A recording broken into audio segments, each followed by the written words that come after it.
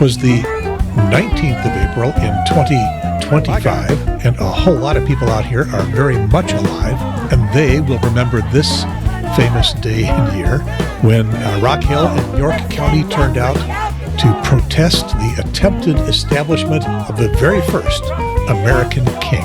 1, 2, 3, 4, listen, Drumsky at the door. And this is the York County Democratic Party YouTube show and podcast. Of course, we call it YCDP TV.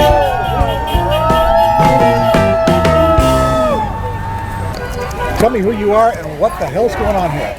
I am Brian Ballard. I am with York County Rising. What this is out here today is an expansion of what has happened nationwide. The White House facing pushback as massive protests across the country against President Trump and his second-term agenda, including this one in Washington.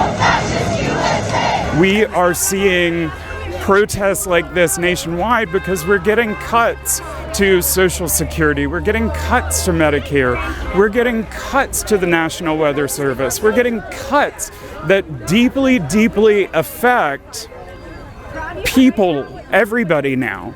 It's not just conservatives, it's not just liberal Democrats, it's not just centrists. Things are affecting everybody now. Harvard's never exactly been super popular, kind of more of a punching bag. What's happened to them? The administration is trying to dictate to Harvard what they can and cannot do. I just don't agree with that position at all. I think higher education should be left alone. Some people are afraid of martial law tomorrow and being on camera or being shown on any videos. I know. And that's a big concern, and we should be concerned, right, because of what could happen to us if this happens. Yeah. But we should be able to stand and protest against these laws. We should be able to stand strong on our principles, not because of hate. Right. Right. And they're kidnapping people from the streets. Yes. And we want to bring attention to that. Yes. And if we don't, they get away with crimes they're committing currently. They took an oath to the Constitution. Ralph Norman is nowhere in sight. He will not attend a town hall. So I would say he's not a good representation of the people of South Carolina. If this were a Republican rally, we'd see nothing but that.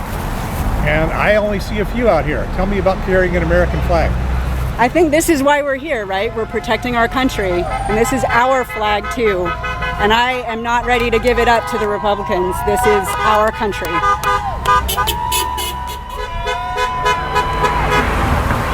So that is a lot to read. Yeah, I know, but it's what I wanted to say on Patriots Day.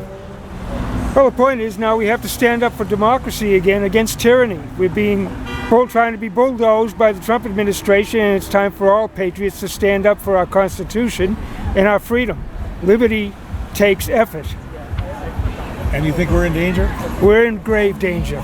You feel energized by being around all these other people? I do. It's nice to know that this many people care enough to come out and speak out against oppression and lawlessness and oligarchy, and it's a good time to be out here. And now all you need to do is learn how to edit your sign a little bit. Yeah, I know, I got carried away. Great YouTube videos. Love watching them. Can't go wrong with local people doing local stories, right? So, for some reason, I like your shirt. I know. I was telling you, get off the lawn. They say we'll get arrested if we're on the lawn. So I'm television. I can be on the lawn. Oh, okay. You can do it too. I don't know if that's true. Let me see your T-shirt. For some reason, I like your T-shirt. Well, I bet you do. I bet we got it at the same place. Yay, York County. Yes, that's right. All right. York County You got that through the Democratic Party? Yeah. I need to get one of those. We plan to keep doing this every other week.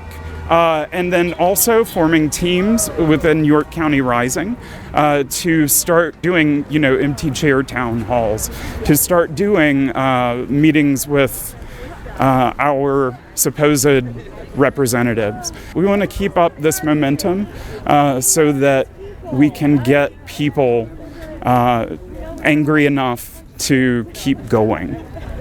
Give me some background history on York County Rising itself. York County Rising is new. We started up in March.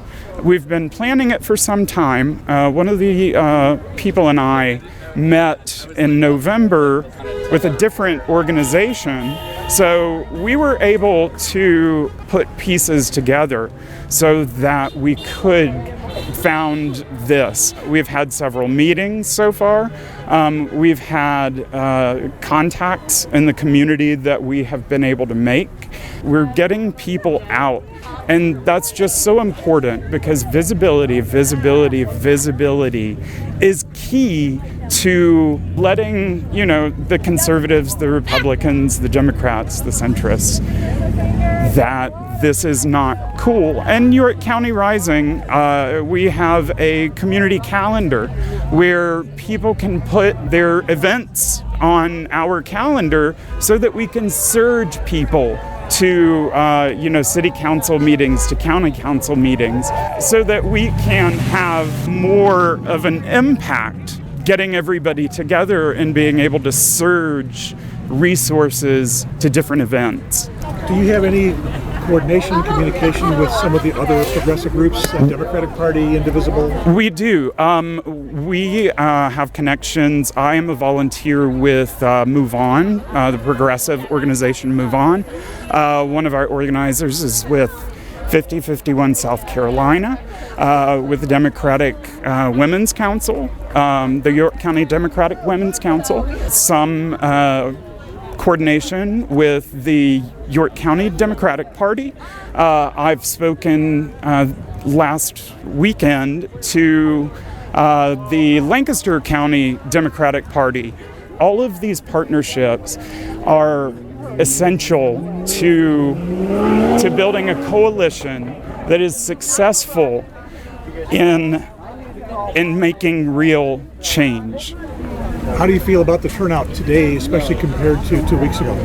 I am very excited about this turnout. This is more than we had last week, and it's amazing that this many people in Rock Hill, in York County, are willing to show their face. I mean, that's something that's exceptional on its own. So compared to last week, the energy is still here. The energy is more, and we've really been able to bring people together who haven't met each other before, who are creating partnerships, who are working together just as individuals, whether it be sign making or socials or something like that. And then also we work with Drinking Liberally of York County and Fort Mill, which is also super neat.